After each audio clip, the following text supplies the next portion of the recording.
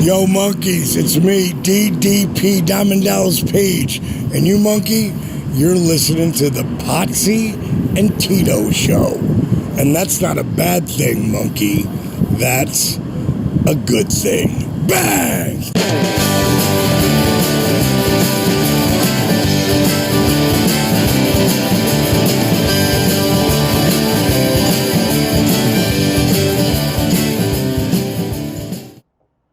Ladies and gentlemen, boys and girls, children of all ages, the Potsy Network brings to you its tag team champions of the world, the Road Dog Tino Gray, the badass Rob Potsy Potchak. The new old age. The Potsy and Tino show. Oh, we can't do that. The Potsy and Tino show, yeah. Okay. Hopefully everybody can hear us. How did you get Mr. Positivity to cut you, bro? What? So I'll, I could tell the story of how we got Diamond Dallas Page. It's actually a pretty funny story. But before I do that, I want to go ahead and say, if you're in the chat, we're on Facebook, we're on YouTube, we're on Twitch tonight. Facebook, we cannot see the chat from the computer, so Tino's going to be manning the Facebook chat if you're watching us that way. I am also going to point out that our theme song is always brought to you by Adam's House Cats, called The Wrestling Song. It's available on iTunes for the low price of 99 cents. And so yeah, I'll go. Should I go ahead and tell Chris Barrett the story of how I got Diamond Dallas Page to give us a podcast spot? So it was pretty interesting, Chris. What happened was Diamond Dallas Page was in Raleigh, North Carolina for GalaxyCon, and he I tried to go up and meet him and didn't get the opportunity to meet him for whatever reason, and I was really upset. But that's where I got the Teddy Long spot that we used 2 weeks ago. But the one that we had to use twice because he got it wrong the first time. Yeah, because he got it wrong the first time. But so I didn't get a chance to meet him there. But the following weekend, I was in Indianapolis for a work conference, and I just happened to walking down the street after having a couple adult beverages one night. I'm walking down the street and I literally bumped into Diamond Dallas Page. So you didn't get a diamond cutter? So he's like, yo, bro, watch where you're walking, bro. He didn't call you monkey? No, he didn't. And I was like, holy shit, you're Diamond Dallas Page. And he's like, yeah, bro. And so I started talking to him about DDP yoga, and no, it's not a cameo. But anyway, I was like, man, I tried to meet you last week in Raleigh because that's where I'm from. And he's like, what are you doing out here in Indianapolis? And I said, I'm out here for a convention. And he's like, oh, I'm out here for the horror convention this week. So I thought that was pretty cool. And I was like, hey, while I got you here, he offered me 6 free months of DDP yoga. So I still got to use that at some point. Yeah. That was how long ago? A while. It was a while. It was a while. It was last year. Okay. So just checking. So but then I was like, hey, can I ask a big favor? And he goes, you want a picture, bro? And I was like, no, I don't want a picture. I was like, can I get a spot from you? And he goes, and I'm like, a podcast spot. And he goes, oh yeah, bro, I can do that for you. Yeah. I don't know what he thought you wanted. What kind of spot? Yeah, exactly. A dog spot. A liver spot. Or an Anderson spot. So he ended up doing the podcast spot for me right there on the street, and I was like, this is awesome. But I literally bumped into him because I was looking at my phone, I had my head down, boom. So is he tall? Where did you bump into him? So it's funny you asked that because Diamond Dallas Page is like 6'5". Legit. Oh god. I don't know if he was that tall. So when I bumped into him, I bumped into like his elbow. Like my head bumped into his elbow. He's like, what was that? DDP loves giving away DD. No, he wants you to pay for the app because he kept telling me. He's like, because I actually have the DVDs. So I said that I was using the DVDs, and he was like, do you got the app, bro? And I was like, no, I don't have the app. I wanted to make sure that I liked the program first and everything else. And he goes, you got to get the app, bro. So he's a salesman. Oh, totally. And he's like, bumping into you like this, it's fate. So I'm gonna give you an email address. You message this guy, and he's gonna set you up with the app, bro. And I was like, it might be expired by now. well, it might be, but I should probably have to pay for it at this point anyway. But yeah, so that's how I got the Diamond Dallas Page spot. On my old program, Potsy and the Turd, we got Mick Foley to do one, we got Booker T to do one. Bill Powell says hi. What's up, Bill Powell? Bill's messaging from Facebook, so I will go ahead and say if you've got YouTube or you've got Twitch, we would prefer if you watched from there because we can actually read the chats directly from the broadcast, whereas on Facebook we can't. But if you don't, I got you. Tino's man in the Facebook chat tonight, so you'll notice that the room's a little bit different. We're in the mini Scrudio. Yeah. Well, this is your studio. Yeah, this is actually my room. Until next Tuesday. Oh, tell them about that. Till next Tuesday when moving into the new place.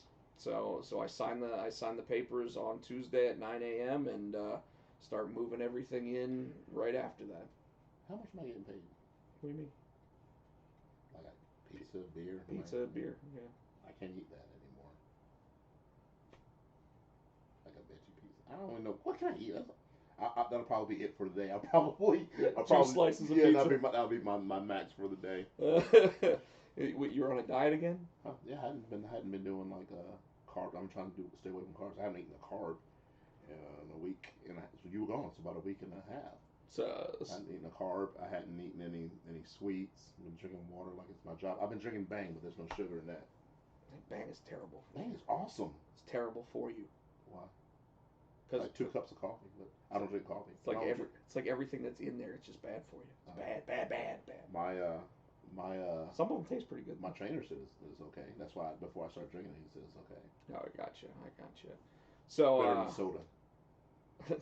So Tino, before I go further into what's been going on with me, what's going on with you? Well, the main thing is I'm going to be switching day jobs. I have put in my 2 weeks notice at my day job where I am now. Going to a new one starting the 26th of the month. It's going to be better hours, better pay, and so and no holidays. That's the most important part of it. No holidays. So I'm excited, looking forward to it. Let's see what else. Haley was home. I DJ'd. Got sick again? No, she just came home because I DJ'd a wedding for someone from church because I do the youth group, and so one of the youth leaders, two of them married each other. So it's Becky and Seth. No, I forgot. Now you made me. Colton, Becky and Colton, congratulations! They got married yesterday. It's a beautiful wedding, and I got to DJ it, and totally exhausting day, but it was well worth it. It was well worth it. You watched The Boys. Watched The Boys. Finished that. Found out that I got so I interviewed for the new job Tuesday. Got the offer letter Thursday. So Nicole's like, "We need to go celebrate." So Haley was still in school, so we went and celebrated. Had a celebratory dinner, and then Haley's like, "Well, we have to celebrate when I come home too." So we went to. Nicole told Matthew if he had a good week in school that we would go to Dave & Buster's. So Friday, Haley came home. We went to Dave & Buster's, ate at Dave & Buster's. Now, Dave & Buster's is expensive. Did you know this? Oh yes. So let's just say we spent at least a good $200 at Dave & Buster's. That is a family of four. It was about $100 for the meal, and then we had 4 game cards, and I was just gonna put $20 on each, and the dude was like, the family pack, the 4-pack's like $25, you get $5 extra, but you get more credits on it. I'm like, all right, because I know I love video. I'm a big kid, so I'm like, all right. So we're playing video games, and Matthew's not paying attention to the points, so he used his up fairly quickly and was disappointed. And Nicole was like tired. She really wasn't feeling, she's still getting over everything. So she sat down and let Matthew have her card. So he's going around. So he comes up to me, and I'm playing the Ghostbusters. What's that? Ghostbusters or Jurassic Park? One you're inside. I think it was Jurassic Park. He goes, "Hey, Dad." No, Walking Dead. He's like, "Hey, Dad, I can come in here and play with you." I'm like, all right, come on in, bring your card. Well, you already got your card in there. I'm like, you're not burning your card, your mother's card, and my card. Get on somewhere. Right. Yeah. No. And Yeah. so, no, that's my card. So, so that was cool just hanging out with the family and being able to do that. So we pretty much had a chill weekend. And then I was exhausted. Like I said, yesterday was long, and I don't think I woke out. The only reason I woke up this morning at 11:30 is because my phone rang. I was out. So today was just I got up and had to go to the bank, went to Clean Eats, got lunch, did some more running around, and went home. Did about a 2 mile walk, and that's about it. And then just cooked dinner and chilled till it was time to come here. Well, I got back from Disney World. Tell everybody about that. So, Disney World in the Carino era. How was that? Is interesting to say the least. We it was my sister, my brother-in-law, me, and our buddy Fubar, John. Did his wife come? No. So because school started back up, she had to be home for the kids to go to school. So Fubar's like, the hell with the kids, I'm going to Disney. Well, it already paid for the thing. So, but yeah. So we went. We flew out on the 30th. I was there for 7 days basically. So when Wednesday I flew out. I got back Thursday. And when we got there, my sister, her birthday was the 30th. So we're sitting out there. Yeah, we're sitting out there, and Chris Barrett says we're all big kids. Yes, we are. Specifically, I went to Disney World, but I would too if I had a choice. So basically the way it worked was we got there, and my sister had reservations for her birthday dinner. Right. Her birthday dinner was at a place called Beaches and Cream, which is pretty much on the boardwalk, and it's like sandwiches and stuff. So it wasn't an expensive meal. Beaches and Cream. Never heard of that. Yeah, it was a pretty inexpensive meal, but then she wanted the dessert. And the dessert. Something tells me Beaches and Cream's dessert aren't going to be exactly cheap. Well, we got a specific one. Beaches. Called the kitchen sink. Everything but the kitchen sink. I think I've heard of that. It's like a whole lot of. Tino, it had vanilla ice cream, chocolate ice cream, cookies and cream ice cream, mint chocolate chip ice cream, strawberry ice cream. So 5 different flavors of ice cream. The thing was this big around, okay, and like it was that big around. It came in a sink, like they have this dish that actually has a little kitchen faucet. They pull the sink out of the kitchen. Pretty much, but it's every topping that they've got plus the 5 different types of ice cream. Now, when they say that they're putting brownies into this, they put full-sized brownies. There was like 6 of them in there. There was like 38 cherries in the thing. There was the only topping that my sister couldn't have was pineapple because she's allergic to it. So, but we got it on the side because gotta try to eat it. So we ate an entire meal before that, and then we all tried to finish this dessert. No. We got about halfway through it. No. And there was threw up. There was this family of 4. What's that? Fubar's on here and he says show tits. That's not this kind of show, Fubar. We're talking about the Beaches and Cream kitchen sink right now, though. So you can add in the Twitch chat all about what you thought of it. But anyway, so the next. Family 4. What's that? You said it was a family of 4. That's what you started. Oh, there was a family of 4 sitting across from us. 2 little girls, mom and dad, and they got a kitchen sink as well. And I think they did better than we did. How much was the kitchen sink? I think it was $35. So even that, when you think about how much ice cream and everything else is in there, it was cheap. But they knew you weren't going to finish it. They knew we weren't going to finish it. That was just a waste of $35. No. We got a good amount out of it. Like I kept saying, all right, we got to go again. We gotta go again. We gotta go again. And oh, man, it was something else. Um, Once again, everybody, we are live on Facebook tonight as well as Twitch and YouTube. Tino's manning the Facebook chat. I only have Bill said hang on. So he's the only one. So everyone else, if you're shy, please say hi. That way we know you're there. If you have questions or anything for the show, by all means, go ahead and ask. Like, follow, subscribe, do all that cool stuff. So the second day, I didn't have park tickets. So the way that they're doing it right now is when you go to Disney, you've got to specifically say which park you're going to go to.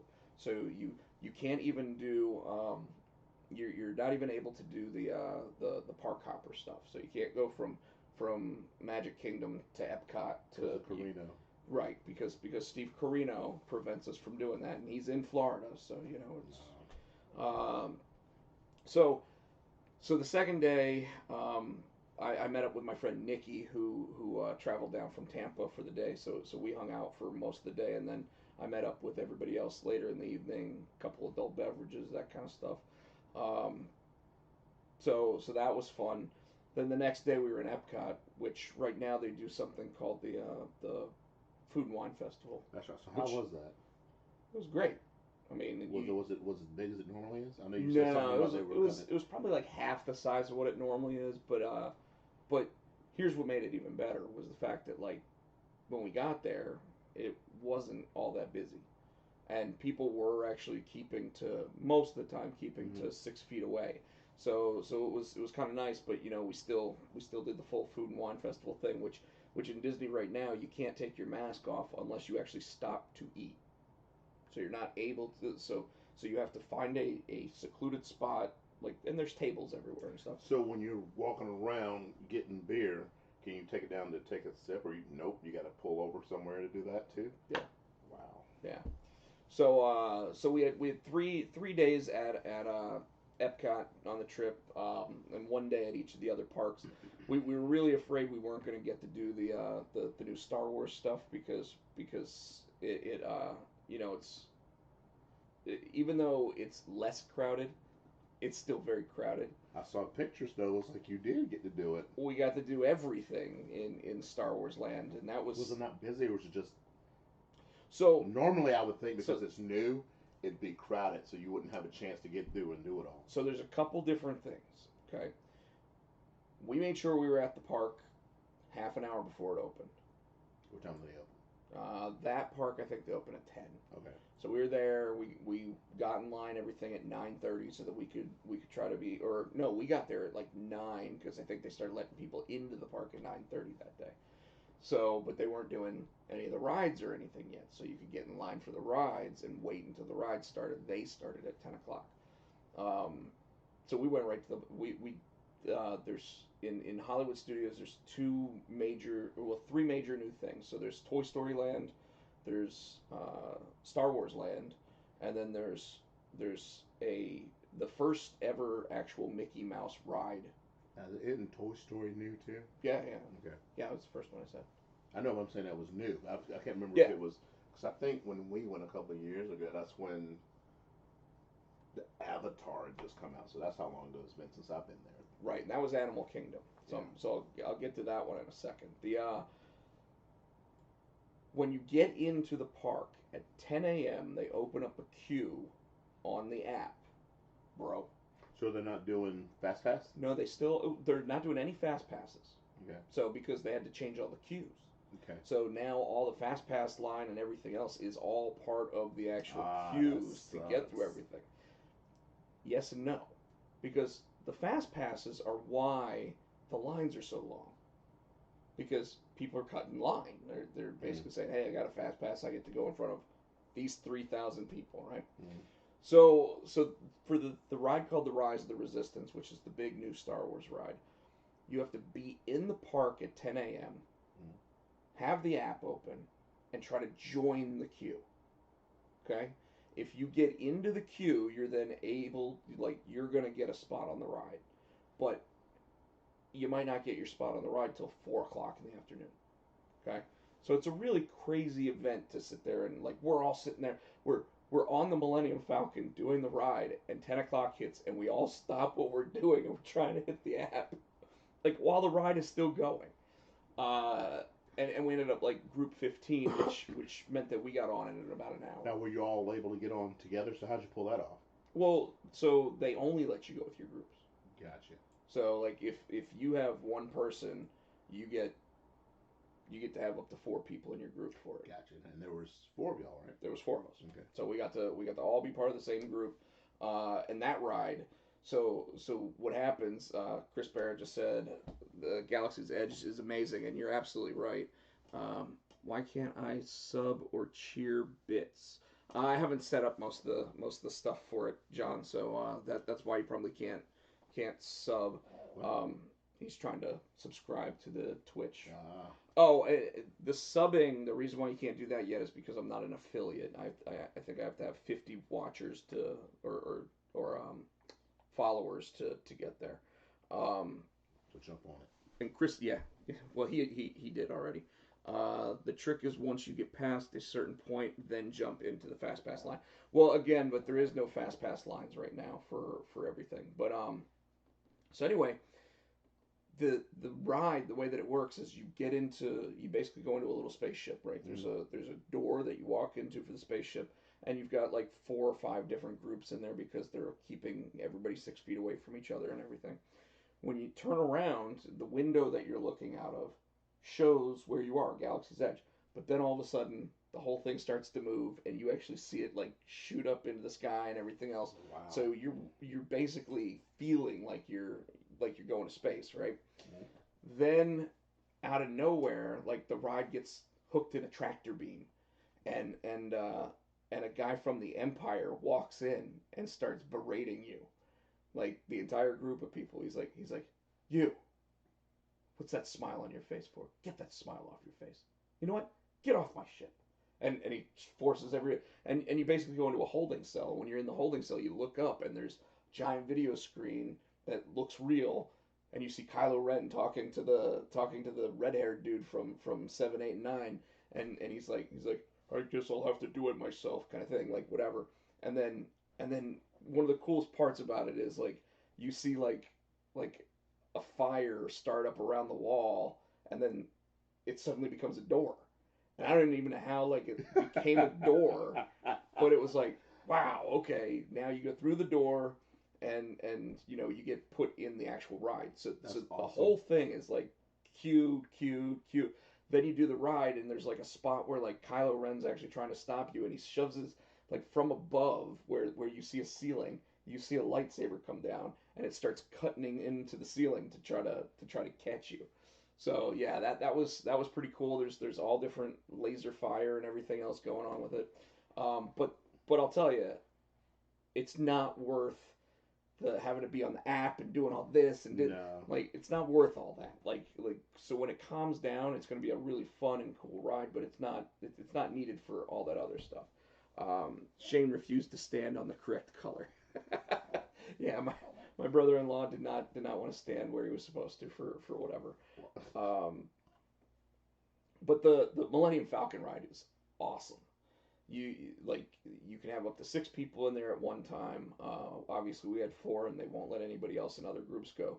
But you can be the pilot, you can be the engineer, you can be the gunner, and the queue to go in and do the ride is inside the Millennium Falcon.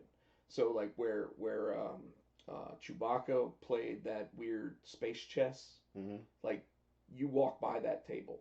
Normally, while you're in the queue, like during regular times, you'll actually be able to play with the board and everything else. But they wouldn't let anybody go near it, for this. So that's the downside to stuff, is that you weren't allowed to touch things and get hands on with a bunch of the stuff that you would normally be able to get hands on with. So that was kind of disappointing.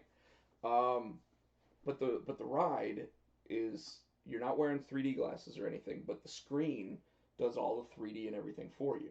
So like I was the pilot, and you have to sit there and like turn the knobs and hit the buttons and do everything else. Then the gunners are actually sitting there like trying to shoot at the thing on the screen, and if you do everything wrong, Chewbacca yells at you. Yeah. oh, that whole thing. So I thought that ride was better than the Rise of the Resistance thing because it's actually like a video game, So you're all doing stuff, you're all trying to work together and do it. But my favorite part, because we're all adults, was the bar. They actually have Oga's Cantina from the movies there, and you get to go in. There's all different types of drinks. It's really really cool. Like the one drink my sister ordered was this red drink, and it was bubbling, and it was cold. So we don't know. Somehow what they did is the way the glass is made. It has dry ice in the bottom of it. I was about to say, yeah. But then it's got a little trap door on it, so the dry ice can't get out. So you can't drink the dry ice. But it's bubbling and everything else. The one Shane got was this yellowish orange concoction that had this foam on top of it. That when you drink it, the foam makes your tongue like numb. So you start talking like this for a little while, like, and it's just really cool. Like when you're sitting there, drinking it or whatever. So that was really cool too. And then of course we went to Animal Kingdom, which got to do the Avatar ride. We did it twice again because it's the best ride in all of Disney. You do have to wear your 3D glasses for it, but anybody that hasn't done it is you actually like are basically sitting on an exercise bike.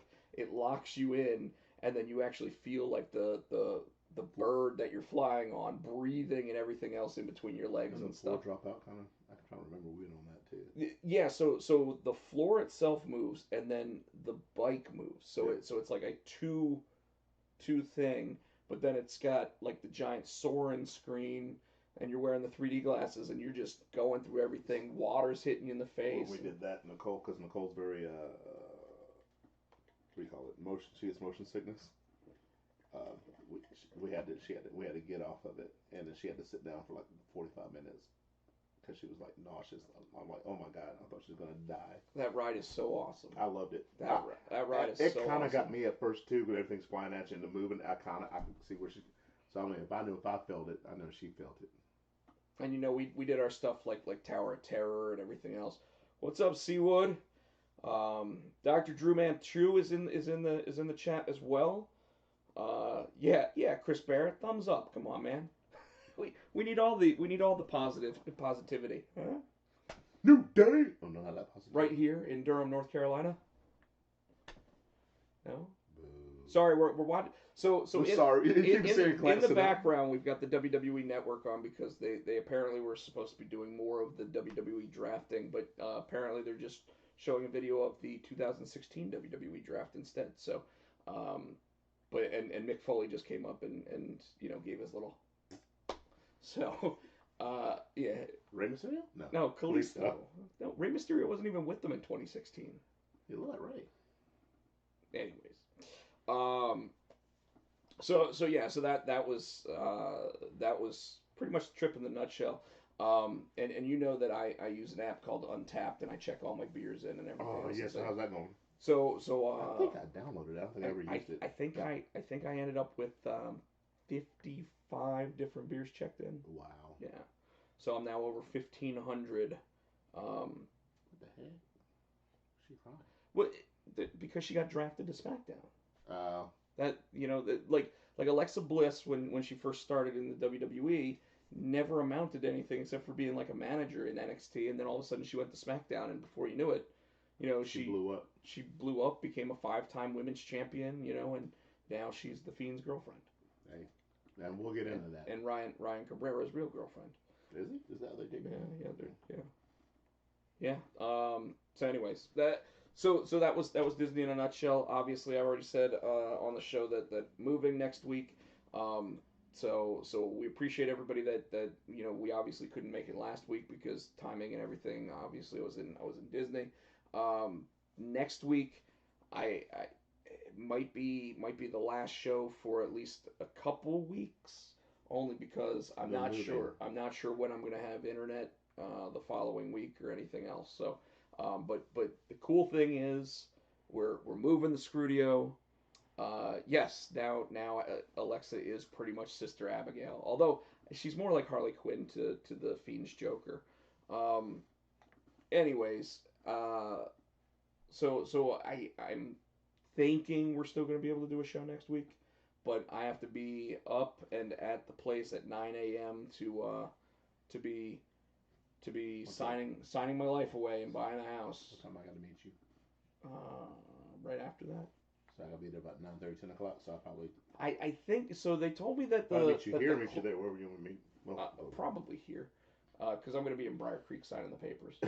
So, they pretty much told me it's going to take about half an hour to do all the signing. Then I have to wait until the records come in, and when the records come in, it normally takes about an hour. So I would assume that by 11 o'clock we're going to start moving everything. But then shortly thereafter, we'll actually have an office set up that will be the art studio, the internet studio. I can't wait to see it. That's gonna be awesome. It's probably gonna have my big 4.5 foot wide by 9 foot tall banners for my comic stuff up in the background. It's gonna have a futon in it, so when Tino just wants to crash, he's able to. I might have to crash next week. Yeah. So, well, that'll be here. Oh yeah. Well. Yeah. So. Zongo was hair. Yeah, I don't even think they were Breezango back then. I think it was just Fandango at that point. Yes, moving it towards Durham. I mean, I already live in Durham, but I'm moving about 3 miles further down the road in Durham. So we'll the whole thing will be such an interesting thing on that. Jeff Hardy is Chris Barrett's inspiration. I don't even know how to handle that. Where'd that come from? He was saying that he's the most positive person in the room. So, Tino, I didn't get to watch Monday Night Raw last week, and I heard that there was a pretty big revelation about Retribution. That's right. I wasn't here with you. I don't know why I was thinking I was here with you. And so, yeah, it turns out that Mustafa Ali walked up to the Hurt Business and was like, "Hey, I'll take on any one of you guys." He said, "When we go out in the ring, we'll do it tonight." I said, "All right." So they set up a match. They go out. He is winning, and then all of a sudden he started to get beat, and then the lights go out and there's Retribution. So Mustafa stands in the ring back to back with Bobby Lashley and his crew like he's going to fight. Then he rolls out of the ring, stands in front of Retribution, and goes, "Get him." And Retribution goes in and proceeds to stomp the snot out of them. After the Jeff Hardy's my inspiration comment, Dr. Drew actually sat there and said, "Sexually?" Oh. So I just LOL'd it. Oh, nice. So, was there anything else we needed to talk about us? I know that you said you're actually playing this week. No, not this week. The Next weekend week? You were originally supposed the 24th. Yes, that's Saturday. Yeah, Tino's gonna be singing and dancing. And Clayton. I don't know about dancing, but Clayton, North Carolina. You're gonna be seat dancing.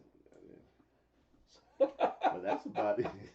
I'm excited about that because you don't know how long it's been. It's been so long since I've had to pull out like my main equipment. Because when I play the guitar here, when I do solo gigs, I just have a guitar, a combo amp. I plug my guitar, and my mic into it. So yesterday I actually had to pull out the system, and the speakers were all dusty and cobwebs. I got there, I'm like, "Hey, can you guys give me something to wipe all this stuff down?" So I have to wipe the speakers out and things like that. When is Tino going to come up with a rock alter ego, just like Darius? I'm thinking about it. I'm working on it, matter of fact, actually, yeah. Well, we've been working on Tino's band logo, so so that's something that will probably debut here at some point. I think that's part of the thing that I'm going to go with when I do the Tino Gray and the Social Casualties. I might just drop the Tino Gray to Social Casualties and actually come out with a alter ego to when I perform with that band.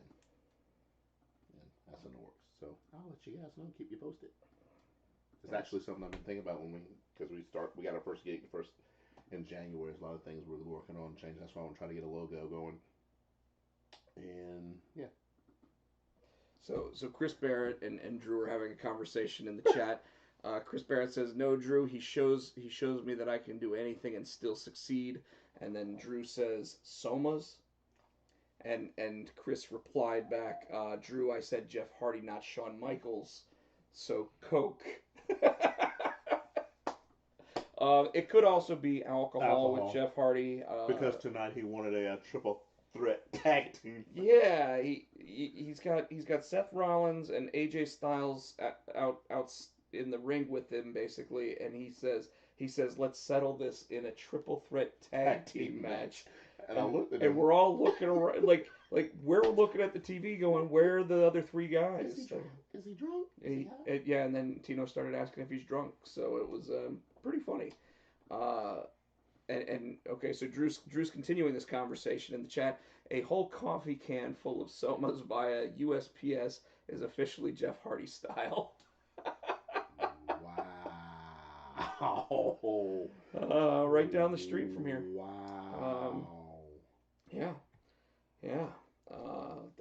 Drew, I believe it was enough to give him a distribution charge, wasn't it? So yeah. So before we do Raw, well, we're gonna do them all last week. That's what we can do. Shouldn't we roll back the clock to the pay-per-view, to the NXT pay-per-view? Oh, okay. So let's go ahead and What's Up With You. Bam! Here we go. Let you go. Well, you didn't watch any last week, so you don't know, do you? I kind of caught up with a bunch of it. So I do think I actually watched most of NXT. I didn't watch AEW. I hated the idea that Cody was going to have his match against Brody Lee already, and I hated the outcome even more. So you know what the outcome was? Yes, I know what the outcome was. I'll spoil it for you. Yeah, no. But this week or last week, I guess, we got treated to the NXT 31 takeover. We had matches on it that were like Johnny Gargano versus Damian Priest. We had Candice LeRae versus Io Shirai. We had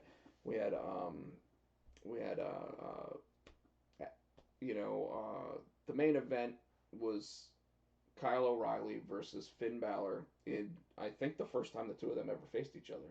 Yes, and oh my God, it was the hardest hitting spot fest. It was incredible. When they do the Slammies, that has to be match of the year. If they do the Slammies, I'm standing. I think that easily that could very well be even like PWI's match of the year. Like we may actually get the Okada Kenny Omega 6-star match award for that match. From Dave Meltzer. Wow. I don't think so though, and the reason why is because I think he shit on the finish with after Finn broke his jaw with one of those big running knees of Kyle O'Reilly's, I believe is what happened. Finn called for the finish, so they went to the finish faster than they were supposed to apparently. Finn Balor, by the way, they should have done the finish when he got kicked in the liver. So that match was so hard hitting that both ended up bleeding. Both ended up in the hospital. Hard ways, by the way. Yeah. Both ended up going to the hospital. Finn Balor's actually currently on a liquid diet. So they had the wires jaw shut? I don't think so, but I don't think they want him chewing food. Okay. Because he actually does have 2 cracks in the jaw. But rumor is that he's not nearly as hurt as people seem to think, because they didn't strip him of the belt. Now, granted, they had to strip him of the belt. The amount of shit they would have caught from having blowback from taking it away from one guy, then giving it to another guy, then taking it away from him would have just really been terrible on it. So I think that's why they didn't do that. Well, they could have swerved and let O'Reilly take it. But they might not have known how badly he was hurt too. Well, rumor is Kyle O'Reilly's even more hurt than Finn Balor. But that match was amazing. Like, simply amazing. Those two guys left everything in the ring and tore the house down. And then of course after the match, No, John. So John says, and Rey Mysterio really lost an eye. No, only in the costume, like his mask is missing an eye now. But Rey Mysterio did not lose his eye. But I mean they showed Finn Balor's X-rays. So Oh yeah. so he That's definitely legit. does have, unless it's someone else's jaw they took a picture of. He definitely is really injured, and the liver kick that Kyle O'Reilly took, I was afraid he had internal bleeding from it. I did too. The way he's bleeding out of his mouth. Yeah, I did. But the fact that he got up and continued that match and was able to put on the show that he did, I was blown away by it. So then Wednesday night, you have obviously you've got the update on Finn Balor's condition. You get a little bit more in the storyline of Adam Cole got beat up and everything as well. And but then who? So the guy that beat him up. What's his name? The new Strickland? No. God. Anyway, he's a new guy. The guy he ended up getting hurt and having to get carted out. Yeah, and he had surgery the next day. So that also legit. Um, Before I go any further with NXT versus AEW on this, I do want to say that I like the Capitol Wrestling Center. Yes. Something new, something fresh. I was wondering why, because remember we had the conversation why, since SmackDown and Raw are in the Thunderdome, why weren't they doing anything with NXT? And I think we got our answer at the pay per view, because NXT the Performance Center has been renamed the was it wrestling The Capitol Wrestling Center. And it looks awesome. So is it actually the Performance Center? Yeah, it's still the Performance Center. They just changed the name. Oh, I thought they actually went to a different building. I think it's the same building. They just did a whole bunch of retool. They just fixed it up. I believe it's the same building. It's the same building. Because I heard that the reason why they went to the Capitol Wrestling Center was because they wanted to get away from Full Sail University, which would not allow them to have crowds. That could be too. I might have misunderstood it. Too. But either way, it looks awesome. It's got the full Thunderdome feel, but then it had that old school feel. It was right, yeah. But then it had the plexiglass up with people behind the plexiglass actually banging on it and everything else. Now, they were probably still the students. Yeah. I don't think they were an actual real paying crowd or anything else. Did they not have paying crowd in there? Reason why I don't think they did. Is that Jake the Snake on TV right there? Yep. Wow. I think that the reason why I think they were the students still was because you still didn't get them cheering the way that they would for who they want to. Yeah. You know, and that really kind of made me think that it's not real crowds yet. Obviously AEW's gone to about 200 people crowds in their events, and so far they've been able to keep pretty clean. So, but the matches and everything else, you know, we got Ember Moon returning. We're now gonna have Tony Storm returning. My man came back. Dexter Lumis came back. You know, he's still got them beady eyes. But why Cameron Grimes?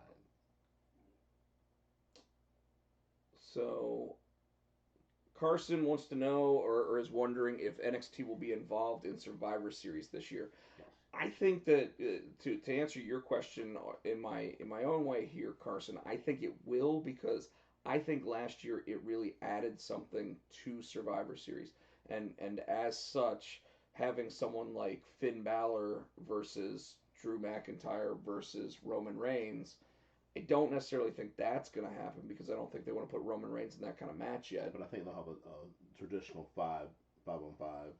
I do think that they'll have a 3-way 5-on-5 match like they did last year. I think that really helped promote NXT to new crowds. You know, obviously they were only about a month into their live TV show at that point. And they took over. When NXT just ran over everybody.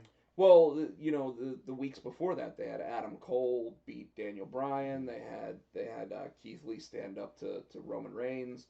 You know, so heck, maybe they do put something like that on there where you actually have Roman Reigns versus Keith Lee. You know, and Keith Lee basically give him a little bit more than what he's asking for, but then Roman still comes out with the win because he's the tribal chief, Tino.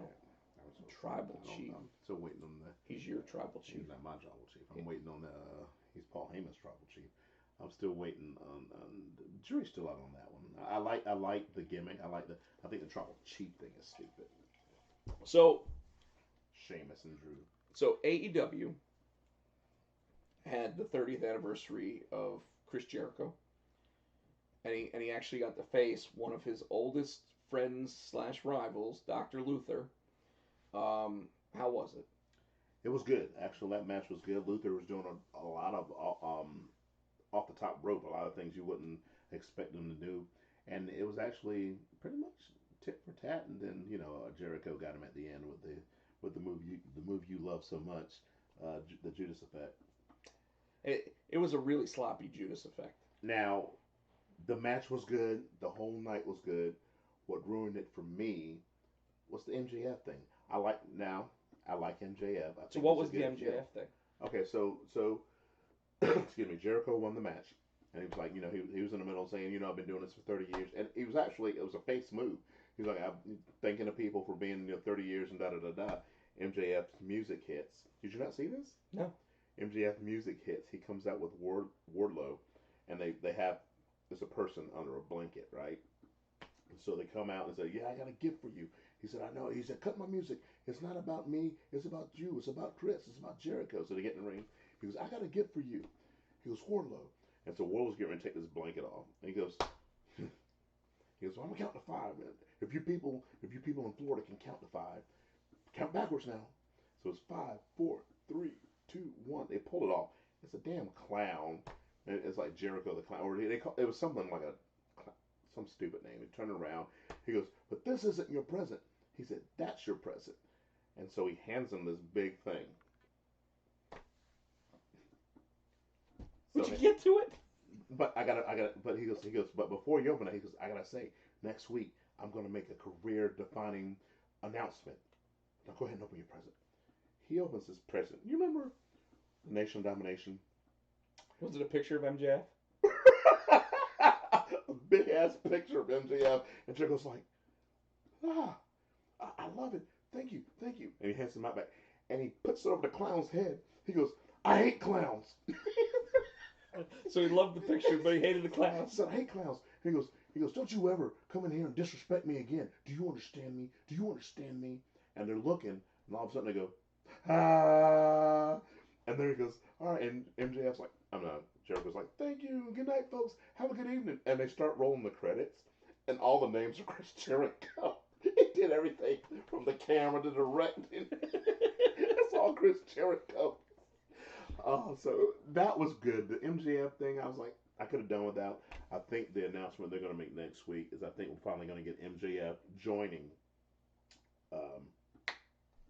the round table, whatever he calls himself. Inner Circle. So let's go to the chat. We've got. We just checked it on Facebook. We've got Sand Myth, who's John out there sitting there asking where's Doink and Dink. Unfortunately, Matt Bourne, who played the original Doink the Clown, did pass away. Don't know where Dink is. I just said Dinkus. I was gonna let it go. I couldn't let it go. And John, as to the Road Warriors, unfortunately, both of them have passed. And our last show, we actually did put a graphic up at the beginning and gave the old 10-second salute for Animal. Still one of my favorite tag teams ever. Tino, I think we hit a new record. We actually had 11 people in the room at one point. Cool. So, say hey to Katie. Love the shirt, Tino. Hi, Katie. Yeah. My wife hates when I wear this shirt in public. She goes, especially when I go in public with her because she's a school teacher. She's like, really? She really hates when I have that. I have one. You remember the Tootsie Roll commercials, Hootie the Owl? He's licking the tissue with how many licks. She hates that shirt too. Yeah. I do it just to piss her off. So Carson says, feel like the Inner Circle could turn on Jericho and have MJF as their leader, giving Jericho some time off. I think he's having too much fun. She's talking your Pokemon shirt. She goes, "I forgot Rob was 10. LOL." I like my Pikachu shirt. In fact, I really like the Pikachu plushes that I saw today, where he was wearing a Garchomp costume and a Tyranitar costume and a Ghost costume, and one of them was like he looked like a bat. Yeah, I'm 12. I think she said 10. I think I think 12. I think younger. But anyway, go ahead. but anyways, the idea. John keeps bringing up IRS. Erwin R. Shyster. He keeps bringing him up in the chat, and it's Would just you leave Bray's daddy alone? what I was actually trying to say there was to Carson and now Chris Barrett. I think Jericho's having too much fun to want to take off right now. He recently did a busted open interview, and he actually said how much fun he's had, and how what's really interesting about it is the competition between AEW and NXT. He doesn't think is competition anymore. He thinks that it's really just NXT is on Wednesday nights now to keep AEW in check, and he even said Vince had the opportunity to keep me, and he didn't, and now I'm able to sit there and draw really crappy pictures of what I want a Mimosa match to be like, and I can send that to Tony Khan, and Tony Khan just writes back on a text message, "Let's do it." Like that's where the creativity side comes in. I think that's why when you look at NXT versus AEW, NXT is still a corporate run product, which is why you get great wrestling out of it, but you don't necessarily get fun. And I think that's the big thing, and that's the key thing that AEW has right now over NXT, because I think because they're so young, they have the leeway to do new, silly, fun things, but still have the wrestling aspect to it, like the Mimosa match, or you know, you got Orange Cassidy going against Cody next week for the belt. You know what I'm saying. You've got this week. You've got best friends who were a comedy act. They get to be comedy, but now they also do get to be serious. You have room to grow characters and to have characters or people do things to their character. Was it creative control? They have more creative control, freer creative control, I think, than they did with Vince's crew. Sorry, in the chat, John just said when we were in Disney, I missed Chris Rock, Jim Carrey, Alec Baldwin all doing SNL. Was good last week. Yeah, and even this week, there was a very polarizing Bill Burr, who gave one heck of a monologue to start the show. Let's see. We've got Terrence in the chat says, I remember Fake Taker being with the $1 Million Corporation. And John replies back with Ted DiBiase. And of course, and Brother Love and Ted DiBiase during The Undertaker's debut. Of course, yes. Good old Tom Pritchard. Or no, Bruce Pritchard. Bruce, Tom, yeah. It's not Dr. Tom. I do want to remind everybody, if you are on the Facebook side of things, it's harder for us to see the chat. Tino is manning that chat over here. And now we got Katie on the Facebook. But otherwise, if you're on YouTube or Twitch, able to chat with us directly on there, and I can see those chats. So, so Drew earlier said that the Cody versus Brody Lee dog collar match is an instant classic. I didn't see the match. I just hate the booking of it. I think that 5 weeks wasn't enough time to really sell the injuries to Cody or anything. I think that having him win the belt back really diminishes any heat and push that Brody Lee had been pulling, especially after he gave Orange Cassidy a 20-minute match the week before with 3 other people also helping him try to win the match. Like it's bad booking. Yeah, and also at the end of the match, Cody gave a very face promo. He was like, "Yes, I'm sticking. You people have helped me live my dreams and make this career, make me make a living doing this." He goes, "I'm sticking with you people. A lot of people are saying since I got a new hair color, I need to go a darker way." He goes, "No, I'm sticking with you people." It's a very, very, very babyface promo, which it was almost too babyface. You know what I mean? It's almost like he's saying all the things that the people want to hear, but I think he's going to switch on a dime because here's why I think that, because he's going to go back to putting that belt on the line every week, and they asked him and said, well, who's going to be your challenger next week? He goes, I don't know. And from behind, that's when Cassidy came out and did the whole, and then Cody just went to the edge room and he went like that. So you got two faces. I think the way Cody came back the week before, he came back almost as a heel. Almost, I mean, he was darker, he was more aggressive. I thought it was going to be a heel turn. So, and then this week, like I said, he kind of went I felt a little too over the top face promo. So I think he's going to lay a hurt because I don't see them letting him keep that belt only a week and turn it over to Cassidy. So I think something's going to happen next week. He's going to hurt Cassidy. You know what I'm saying? Not hurt him, but he's going to go out and try to kill him. You know what I mean? Sure, and I mean it makes sense. There's a lot there. You know, like I already said that I felt taking your best white meat sloth baby face Orange Cassidy and having him lose against Brody Lee diminished his fire that he had going. Now he's going to go up against Cody. Cody's just recently back. You're not going to want Cody to lose. But I have a feeling what's going to happen is Brody Lee's going to come in and destroy both of them. Okay, that could be too. That could try to help him get some of his heat back or something else with that. All that. How's it going? We've got Taco Maniac 444 in the chat. He's asking how's it going, or she's asking how's it. I don't know who Taco Maniac is. Taco Maniac. I welcome to the show. It's going great. Yeah. What is it, the Orange Cassidy? Yeah, just like that. So, it's getting late. We're getting punchy. Yeah, no, it is. Well, it's not even how late we normally get it at this point. But I do want to talk about the show that I thought was. Can I give y'all a funny dare? This is Taco Maniac.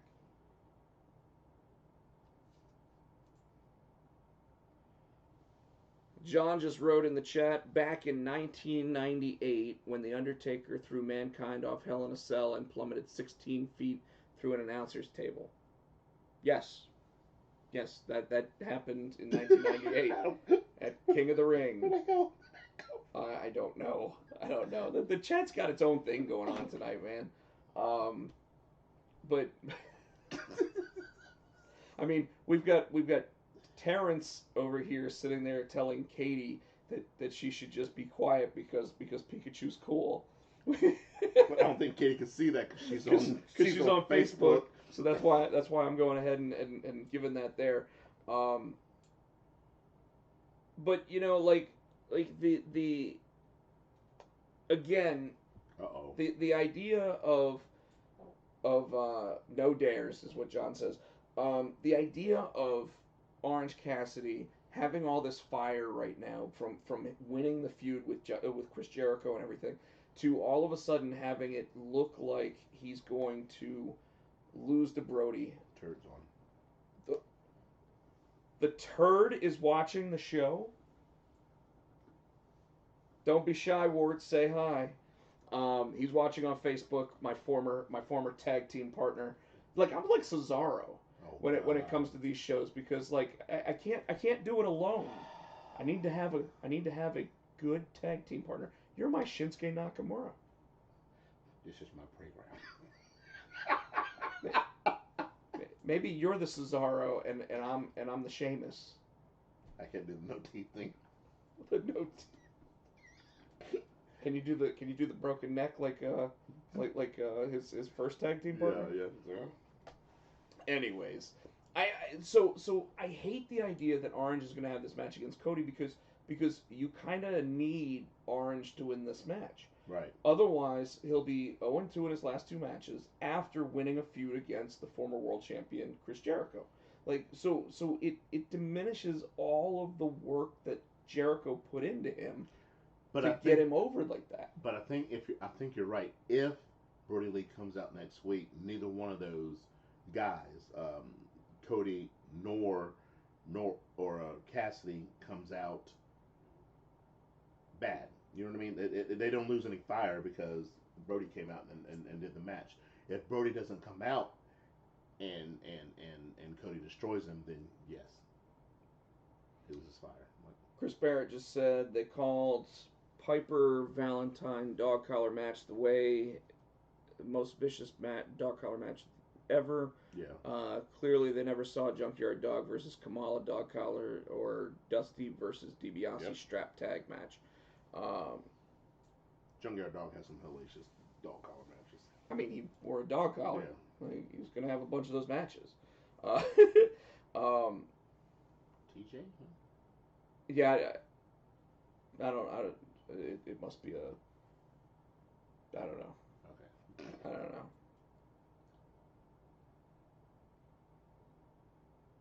know. John, I think you mean fat daddies, not bad daddies. Yeah. Anyways, so what I really wanted to rant about. Oh yeah. Wasn't even that. I wanted to start with that, but I want to talk about SmackDown being the first night of the draft. Oh God. Okay. Why in the world does SmackDown host the first night of the draft and they don't even get the first pick of the draft? Because they're not the flagship show. Well, they should have. Except they are. They should have started the draft on Monday. Monday. They should have started the draft on Monday. Here's my problems with this draft stuff, folks. They give Raw 3 picks. They give SmackDown 2. I get it. 3 hours, 2 hours. You get 3 picks. You get 2 picks. Fine. I'm okay with tag teams being a single pick because they're a team. They are a legitimate 2-man, 2-woman team. They should be picked as one pick, right? Factions. I know where you're going. Why in the blue hell does Monday Night Raw get 7 people in the I'm sorry, 6 people in the first round of the draft against 2 for SmackDown? What was that? They got Drew, they got Asuka, they got the Hurt Business. They got 6 people to SmackDown's 2. They're only supposed to get 3. They got 6. Well, I guess they figured that they're counting the Hurt Business as one. But I see what you're saying, but this is where I have a problem with it. It should, and in fact, it would have made the story for the rest of the night so much better if they said, with the final pick of the first round, Raw takes Bobby Lashley, right? Then they go second round, they take MVP, and they take Shelton Benjamin, and then the rest of the night, you've got the Hurt Business without Cedric sitting there walking into the office and going, you damn well better pick Cedric. Yeah, but then that would have burned up their picks. Yeah. So have it go more rounds. That's why they got the supplemental draft too. You're proving my point. The fact is that they only wanted to do 5 times Stephanie McMahon walks out there and talks draft. Now, you didn't even have any drama or anything else until you got to the New Day being picked on different brands, which again, they're a faction. No, you had drama with the heavy machinery. They cried. Well, they did, and I still don't know how the hell they're going to get the Money in the Bank off of Otis unless Roman's just going to destroy him. But I feel even worse for Tucky. Tucky. Oh yeah. Oh yeah. Yeah. I'm gonna grow my beard out like that. Oh Jesus. But maybe even my hair. You can't. I could probably grow something back here. Skull it. Yeah. Hulk Hogan skull it. But like I feel really bad for Tucker because unless they put him in a program with Mandy Rose versus The Miz and Morrison, he's nowhere. He's a glorified jobber at this point. What hair? Tucky. I said no hair. John just said what hair. There's a little up here. It's a cul-de-sac. Anyways, I hated the way they did the draft. Yeah. Like, it could have been something where they said, hey, for the draft, we're going to bring back Attitude Era wrestlers to be the ones that are the honorary pickers. You know, just like the NFL draft, where all of a sudden they said, hey, this Hall of Famer comes out and says the Dallas Cowboys with the pick, blah blah blah, and of course we all boo because of the Dallas Cowboys, you know. But but I hated it because there was no drama, there was no rhyme or reason to some of these picks. Why on SmackDown were three of the major champions chosen, and it wasn't until tonight that we got the final one? Like, why wasn't it 2-2? Why wasn't it? You knew all the champions were going to stay on their shows. Even better, why wasn't the draft done the same way they used to do it, where only people drafted to SmackDown, so you have no idea who's being drafted to Raw until it's Raw, right? Here's another side. I do not think that the champion should have been on the draft board. Like, it's stupid. Like, the biggest part of drama that we got with it was the SmackDown Tag Team Champions getting drafted to Raw. And then what they do tonight. And then tonight, you knew, and then the last part of all of that we really could see super easily, if you're in a relationship with one of those people, You're going over there. you're going to the same program. Well, So right when, now, so when Bianca Belair was traded to SmackDown, you knew the Street Profits were going to SmackDown. Well, I brought up a point. Now you got two. Now I brought up one, but now it's the second one. So Naomi got traded to Raw. Her husband Jimmy's still on SmackDown. Right. Now we've got Aleister Black just went to SmackDown, but Selena Vega's still on Raw. So far, we don't know about the supplemental draft or anything Well, else. I think she's going to stay on there because I really believe they're going to start a angle with her and Alexa. I don't even know if they're getting ready to start a full angle with them or if they're just going to have a match at Hell in a Cell. Okay. You know, and then they can say, all right, this is the last time that she'll be facing a Raw superstar and blah blah blah, or maybe they put it they hold that off and they hold it off until Survivor Series, so that way they've got that there. But I can't stand the fact that SmackDown didn't even get the first pick of their own draft. I can't stand that like guys like Sami Zayn went in like the fourth round on Monday night, even though they were a Friday Night SmackDown superstar. And we also said too, And a champion, by the way.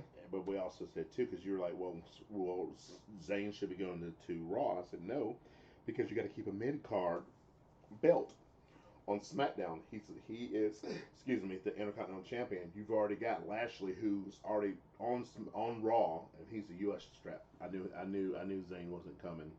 Yeah, because the Hurt Business had Bobby Lashley moved. You know, now they could have had Bobby Lashley lose his title, and then all of a sudden the title goes over to SmackDown or whatever. But what I think they still should do, and I know they did the whole belt swap with the tag teams. So garbage. Stupid.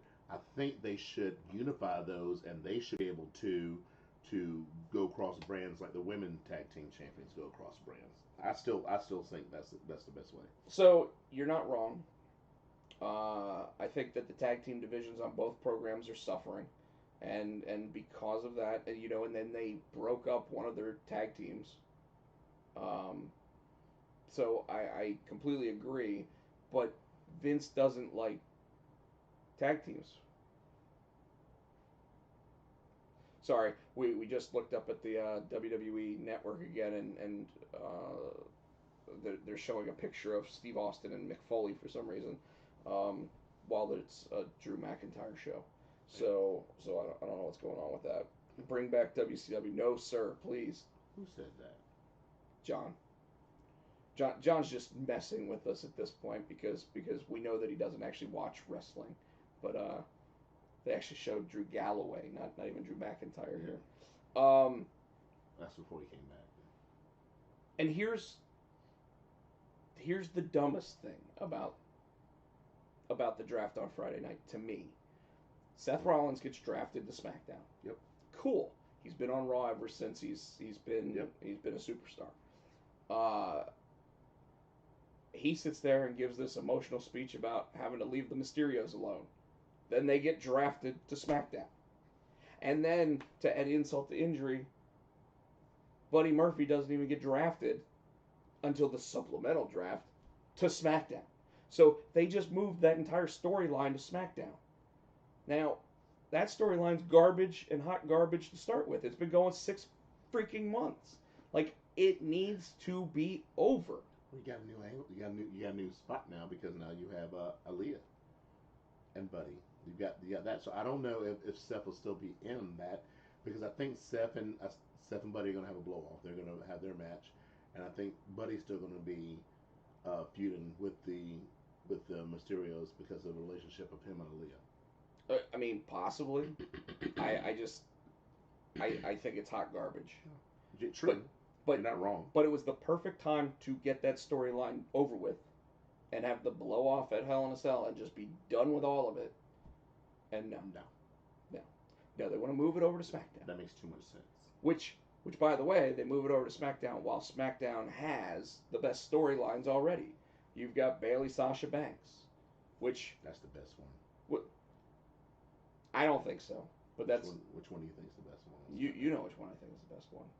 The one you know that the one guy has no chance of winning, and yet somehow they're giving him main event matches. Jey Uso. That story is easily the best story they've got. However, the reason why is because they're rushing Sasha and Bayley way too fast. Way too fast. Nikki Cross should have won that title because Sasha Banks interfered. At that point, you then sit there and have it be about the pride of I can't lose to you, instead of about the championship. The championship's secondary to that. Yeah, because neither one of them really needs it now. Yeah, it's the Mean Girls story. I only want it because you have it. Yep. You know, that kind of bullshit. It annoys the crap out of me. Now, a lot of good happened on SmackDown. Yes. You know, you got Xavier Woods and Kofi Kingston both coming back. I didn't even think Xavier Woods was supposed to be ready to wrestle yet, and yet he's back and he looks good. I think also in the same vein as that, I think it's good. At first, I wasn't sure, but I think it's good that they split up the New Day. I think it's great. And I told you before, I agree with you because you put on the Facebook page that E needed that killer instinct, and he showed that. That match with Sheamus was off the charts, and it showed that he does have a mean streak. He does have that killer instinct, and if he's with Kofi and Xavier, he can't have that because it's still a comedy act. And if they're serious about pushing him, which they seem to be. They seem to be serious about pushing him as the main eventer. He needs to be solo, and they can always bring him back. They can always reunite them because they've done it before. And I'm beginning to think that the build up for Big E could result, like, we all hope that the Roman Reigns story is going to lead to The Rock Roman Reigns at WrestleMania, right? It's the one time we really want to see something like. You know that it's family and everything else, so you want to see it get to there. But the way that they're building Big E, at some point, being that locker room leader, it's going to be Big E. You know, and if they do it right, he'll be a nice stand-in because we're not going to get The Rock, you know? Especially if we don't have crowds. If there's no crowd, money. They're not gonna have The Rock there. You know, he's not going to be the guy that does that. Chris Barrett says, Potsy, you're missing the fact that the Seth versus Mysterio story is an actual storyline. I'm not missing that fact. I'm saying that it's run for 6 months. That's a sucky and it's been the same match over and over and over and over and over and over and over. And over. And I'm tired of it. I don't need to see Kevin Owens versus Aleister Black 67 different times. And we're about to see that again because they've both gone to SmackDown. Because they both went to SmackDown. At the same time, I love the idea of Big E getting separated from them. Because that's the way draft picks are supposed to work. You know? So, I'm cool with that because the match he put on with Sheamus was phenomenal. I didn't think Big E had a solo match like that in him, and I mean, I knew he did because you saw sparks of it back when he was before the New Day, when he was with Dolph and when he was with AJ. Yeah, but he never had the gas tank.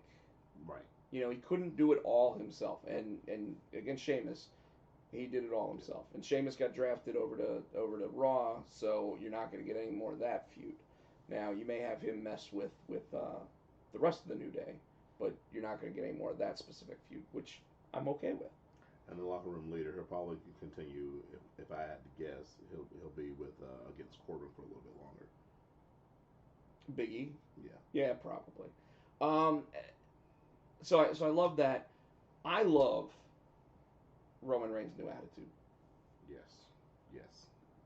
I love Sami Zayn's attitude. Yes. Those guys as your top champions on the programs, freaking phenomenal. It's amazing. The program with Roman Reigns at the beginning of the show sitting there and not coming out to Jey Uso in the ring was great. And then him sitting there At that going table. Sitting there like the Godfather. That was perfect. I'm going to make you an offer. I'm going to tell you the stipulation. The stakes are going to be higher than they've ever been before. This is the way it's going to be. And this is how we're going to do it. Like, he shut Paul up. You know, this is not Brock Lesnar 2.0. This is Paul. This isn't even Paul and CM Punk. This is he gets to do it his way. And Paul is paid to do what Roman pays him to do. But I see Paul Heyman's fingerprints all over this too, though. Without a doubt. They absolutely have, like, you know that Paul's sitting there going, Vince, I think we need to add this to this. If we sit there and have me commentate the little video package and talk about the NOE family, people are they're just gonna melt into this story, right? And they are. The fact that Jey Uso is being taken seriously as a main event caliber single star is really going to hurt Jimmy when he comes back. Yeah. But at the same time, it is gold. It is gold. The other side of it that I absolutely the other thing that I absolutely love is the Alexa Bliss Fiend stuff, and the fact that they brought Kevin Owens in for it, if only for 2 weeks, just added something else to it. You know, but like you said, Kevin Owens got buried. You know, they had him lose the match. So what they have to do tonight? Let him beat Aleister. They had to let him beat Aleister Black. Now, granted, he shouldn't be facing Aleister Black every week because it just diminishes what you get when you have something special. It diminishes it. Yeah. The fact that they don't intertwine the stories and everything else, we talked about this 2 weeks ago, the fact that they don't put them together and say, okay, we're going to have Sami Zayn versus Jeff Hardy tonight, but next week it's going to be Sami Zayn versus AJ Styles, and then the next week it's going to be Sami Zayn versus Drew McIntyre for whatever reason, you know, and I'm just throwing names out there. But instead of just going Kevin Owens versus Aleister Black, oh, Kevin Owens versus Aleister Black, no disqualification. Oh, Kevin Owens versus Aleister Black because we don't have any other matches going on. Yes. I hate it. But I loved the interaction with Kevin Owens and The Fiend. You know, they almost made it look like The Fiend had some sort of vulnerabilities. You know, I still think that they should bring back that red light effect at certain points.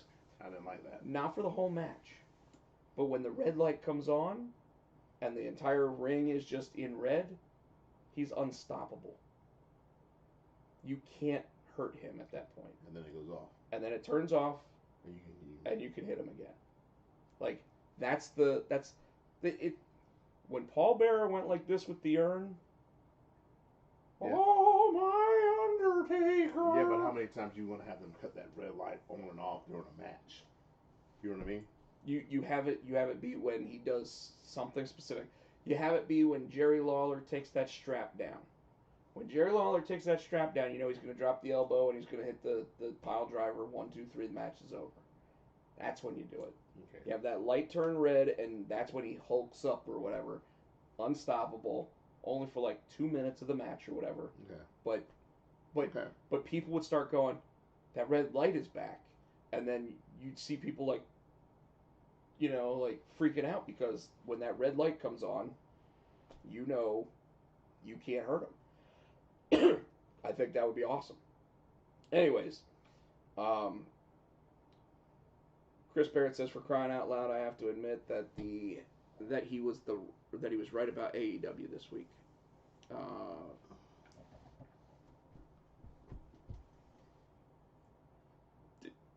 Great Legend, did you just put pubes in the chat?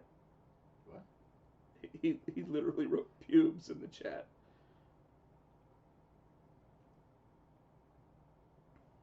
The red light is the sky gods that Warrior talked to. Oh my god. Ugh. Yes. No, not at all. Warriors. Don't start. Oh man. So tonight we got Monday Night Raw. We're gonna go ahead and move on. But Tino, during Monday Night Raw, you got your moment. The Friday Night Fryer? No. No, but you see the logo. Who showed up tonight? Out of nowhere. Oh! Can I say? Where the fuck did Elias come from? Out of nowhere. I think if it had been a live crowd, it would have been more effective. But he came out of nowhere and hit Jeff Hardy in the head with a guitar. And later on, when he was talking to Chuck, he said it was because Jeff hit him with a car. Charlie Caruso, by the way, folks. Hit him with a car. Yeah, because Jeff Hardy hit him with a car. So they brought back a storyline. And he's like, you think I'm going to let him forget that? I'm not going to let him forget that. And of course, she's like, but he wasn't the one that hit you with the car. And he goes, you don't think that I didn't see the red hair? Jeff Hardy doesn't have red hair. So we know it was Sheamus. Going back to that story. And maybe that helps Elias become a babyface again because he goes into a program with Sheamus. Because Sheamus is now on Raw. Because they both got drafted to Raw tonight. Not just where the F did he come from, but when the lights went off. Oh my god. And the red light came on, Alexa Bliss is doing the crab in the corner, and I said they're gonna change the camera angle and the Fiend's gonna be right there, and poof, he is standing in between Zelina Vega and Andrade, and you're just like. And then the stereo Sister Abigail. Yeah. Yeah, they're both staring at each other, hit the Sister Abigail, and then leave. Awesome. And then, like I said, Aleister Black got drafted. Great Legend. Wonderful seeing you in the chat. Thank you thanks so much for stopping by. If you can give us a like, that would be awesome. And he said he's heading out. And Chris Barrett says talking about Drew, and then someone said Jeff Jarrett. I don't know why we're talking about Jeff. Double J, J-E, double F, J-A, double R, E, double T. So, yeah, no, it was not Jeff Jarrett that showed up tonight, Chris Barrett, if that's what you're asking. Talking Monday Night Raw, we got Randy Orton and Drew both opening and closing the program again. We got Asuka commentating half of the women's battle royal, and then somehow being backstage for the second half of it. Why is she backstage now? It was her commentary was so great though. She was speaking English. She's like, oh, Mandy Rose, she friend. So good. And then when they got thrown on the rope, she goes, oh no, Mandy. She's like, eliminated. They eliminated Mandy. I think that's why she left. She went backstage. Maybe that is what it is. We got Lana put through another table, but maybe we also had Lana break up with Natalya, And Lana won. And Lana won the Battle Royal. So now she goes against Asuka. Now, we've been saying for weeks that the reason why Lana's been going to these tables is because they've been punishing her because Rusev Miro has gone over to AEW. So, do you honestly believe that they're going to put this strap on her? No. Thank you. No. So why WWE? Why? She's gonna take a beating. Asuka's gonna demolish her. Oh yeah, okay. And Nia Jax is gonna come down and she's gonna put her through a table. There wasn't only Nia that puts her through the table. She puts her up on her shoulders and just goes to that announce table like she's like Lana's belly's like a pillow. That was my favorite part of that thing. So Shayna puts Nia out. Yep. Now every woman in the ring is holding Nia Jax up, and Shayna just comes up and goes, "Bloop." And so she puts her out, and so Nia's like, ah, and all of a sudden you see Lana crawling out the corner. You're like, Lana's going through a table, and she picked her up, put her through the table, and Shayna's like, okay. And then at the end of the thing, you think Natalya's got it won, and Lana comes out of nowhere. Lana rolls back into the ring. I don't remember her exiting the ring. Yeah, no, we didn't see it. Yeah. She was just outside the ring, and they, I guess, didn't say that she was 4 weeks of going through a table rewards a title shot. That, can I tell you my favorite? I agree that it sounds a little suspect, but this week I think it made 5 weeks she'd been put through the table. Can I tell you my favorite match of the night? Favorite match of the night from Tino. Hold on. That's not what the fuck. It's just my favorite match. You just dropping another F-bomb? Because whenever you put that up, I can. Oh, is that what that is? Okay. Then what was your favorite match? Okay, no, don't do that because I will. It had to be the Ricochet match. The yes! Ricochet against the Hurt Business. Okay, so set this up, folks. So Ricochet goes up to the Hurt Business, and MVP's like, you must be crazy. Ricochet's like, hey, anything in the Facebook chat? Sorry, no, just Wars last one. Okay. He was like, this might be, we might get sent off to the other shows. He said, and I'll probably be stuck here by myself. He said, so I want to end this now. He said, I want to challenge you to a match. He said, any one of you. He said, if I win, this stops now. This whole thing's squashed. If you win, then I'll join the Hurt Business. So Cedric comes up and says, yeah, I'll be glad to face you.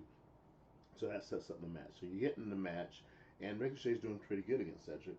And then all of a sudden, there's a ref bump, as you know there would be. MVP gets a chair and slides it into Cedric.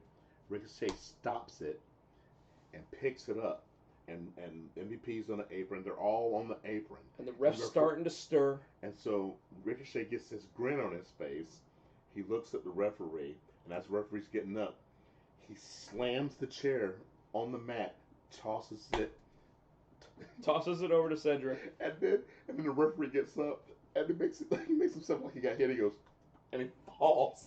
He as soon as he sees the ref turning around, he puts his hand up like this and just goes, oh, and faints. And then made it look like he was out for a second. Then he's like, oh, like this, and the referee looks at Cedric, sees the chair in his hand, and just rings the bell, and the best line of the night was Saxon saying Eddie Guerrero is smiling down on Ricochet right now because that was an Eddie Guerrero move. It's actually a mirror that's behind me, not art, but I'm not going to correct it. Who's that? John saying that the mirror behind me is crooked. It'll be off the wall next week, so. So that's why that was my favorite match of the night. No, it was, and they even brought up shades of Eddie Guerrero, and he's probably smiling down from that place up in the sky that he's in. Well, I'm kind of glad it's bugging you. John says that the pictures. I actually don't think that it's angled. It's the angle of the camera. Yeah, I think the camera's actually angled a little funny. Anyways, yes, that match was fun. Exactly what I was saying. When you add fun to some of the stuff, it just makes it more entertaining. And that was fun. The whole. When he put his hand up and fell, We both laughed. Like they even showed the replay, and he just hand up and goes, and it's just hilarious. And it was good to actually see some real character in both Cedric and Ricochet. You know, because they're talking about how they've known each other for 10 years or whatever and everything else. It's just... I'll probably go home and watch that match again.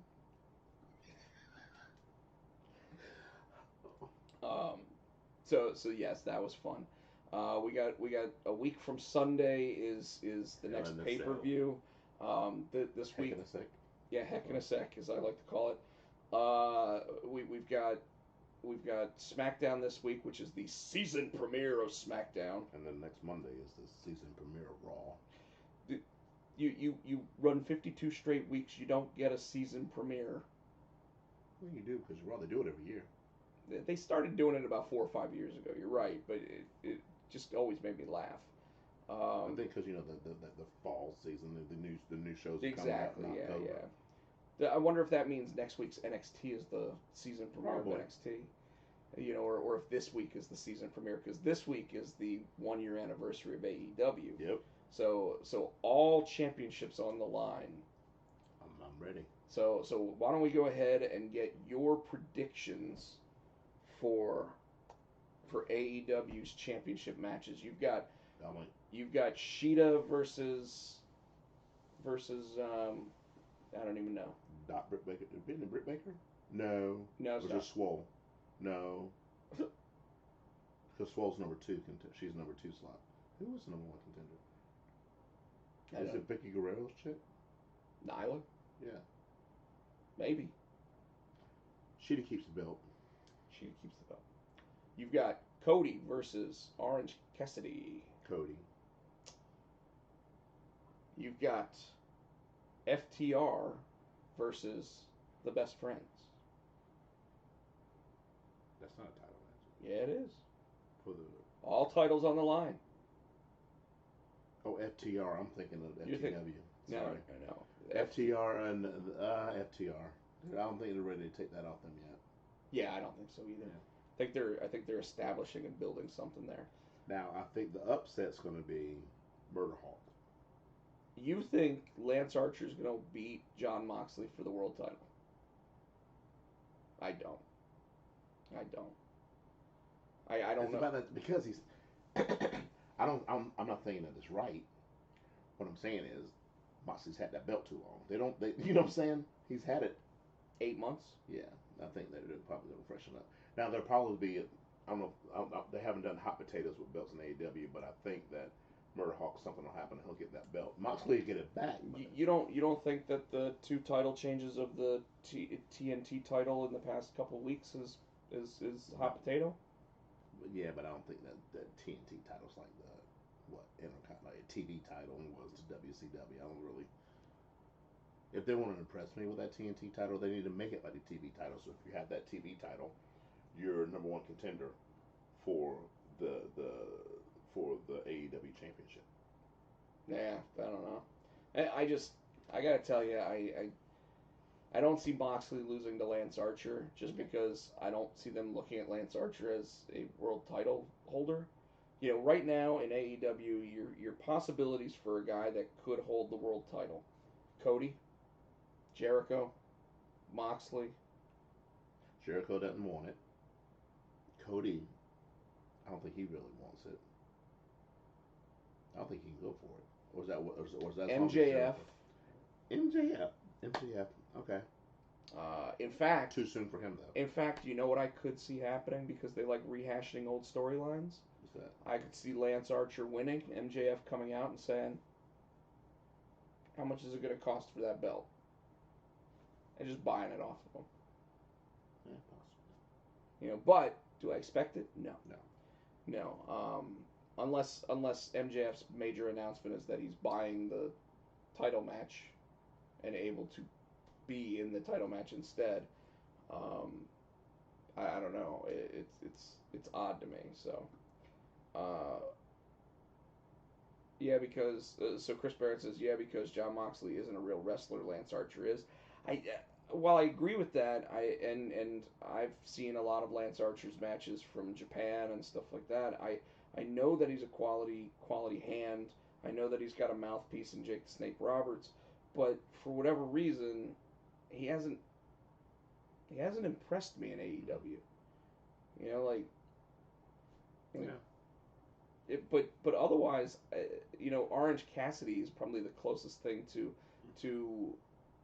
the baby face that could carry the belt for a while. Or Darby. Darby couldn't carry the world title. Why? What's his record? He loses just as often as he wins. So does Cassidy. You're not wrong, but Cassidy got over because of his feud with Jericho Okay. and his best friends. Might be getting what? I might be getting Lance Archer and Lance Storm confused. Yes, I believe you are. Interestingly enough, Chris Jericho recently said that his final match, when he finally decides to retire, he does want it to be against the man that he had his first match with, which Chris Barrett, if you didn't know, was Lance Storm. Did you know that? No, I didn't. And then they became a tag team. Yeah, I do know that. Yeah, it's getting kind of late. Yeah, I'm about done. You're Tapping. tapping. All right, well, you know what that means. That means I got to gather up some music. So why don't you go ahead, Tino, and tell everybody how they can like, follow, subscribe, do all that fun stuff. You can follow him at Podcheck. That would be on the Twitter machine. The Twitter machine. The Twitter machine.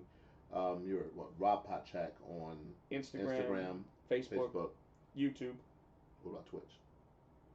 Rob Potsy Podcheck. Rob Potsy Podcheck on Twitch. You can check us out as always on the Facebook. That's going to be the Potsy and Tino show. On Twitter, we are Potsy and Tino. I am HootieFan91 on Twitter. I'm SC Tino on the Insta. As always, we want to say thank you to Adam's House Cats for our theme song, which is a wrestling song. You can buy that on iTunes for 99 cents. And as always, on that big hill, you can hear Ric Flair, and he is saying, "Woo!" Good night, folks.